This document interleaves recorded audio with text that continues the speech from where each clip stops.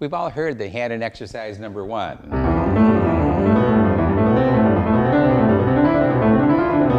How do we play that without tension? In fact, notice the title we've given it, 3 dimensions, no tensions. We want to take out any tensions by giving coordinated playing, and we do that through our 3-dimensional form, our use of wrist circles. So we're coming back then, building on the gestures to not just take the swoop under or the arc over, but we're going to take the complete wrist circle.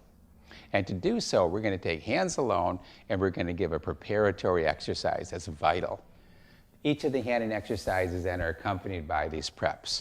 And I'd like you to focus that the prep pages are more important than the hands together Hanon exercise. So it's not just preparing us for that Hanon exercise, but indeed, the prep is where you're going to build most of your skill.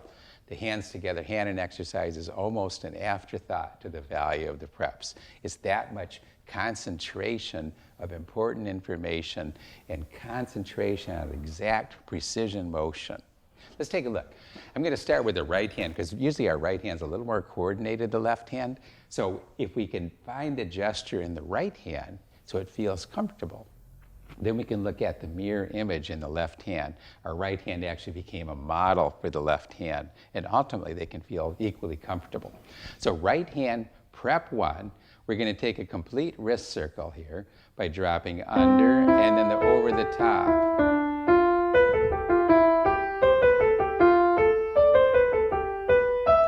So I'm pulling out slightly here and then walking in with each consecutive finger here.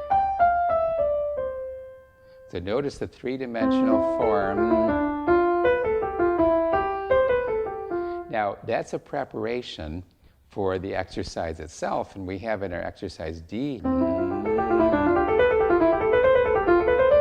Notice exactly the same motion that we had just traced.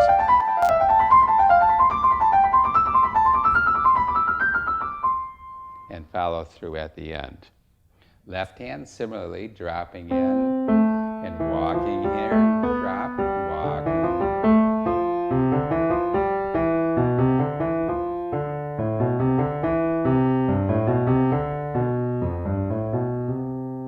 And then, and don't feel speed is important. Remember, take your time.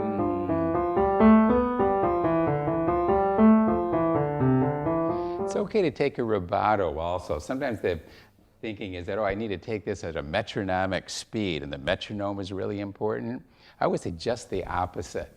You can get to some metronome playing, but if instead of thinking of these as a chance to feel, how do these feel together?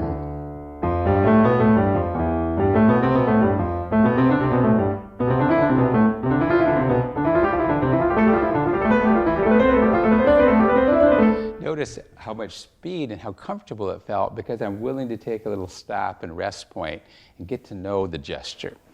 Let's look at our hands together. 3 dimensions, no tensions.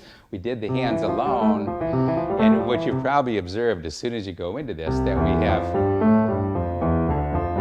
this sort of opposing directions, you might say, of the wave, because our left hand and right hand are mirror images of each other, and yet we're moving in parallel motion. Because we're in parallel motion, I'm going to swoop under with my right hand while I'm going over the top with the left.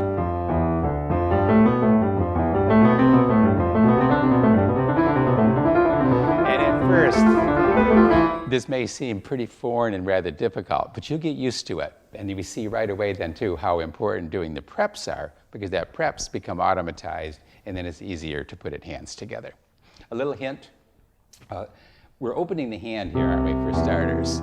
And we know a basic rule of piano technique is that we prefer closed hand to open hand. Because with open hand, you can't align the arm weight over a finger, but as it closes, it aligns nicely. So we have to get rid of those skips. So what I like to do sometimes is think of this as isolated, then notice as you end here, you're done, and then new one.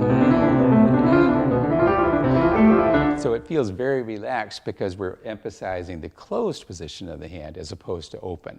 You could do this in your repertoire too. In difficult repertoire, you can group notes in your mind so you're grouping into the closed positions instead of grouping over open hand positions, which induce tension.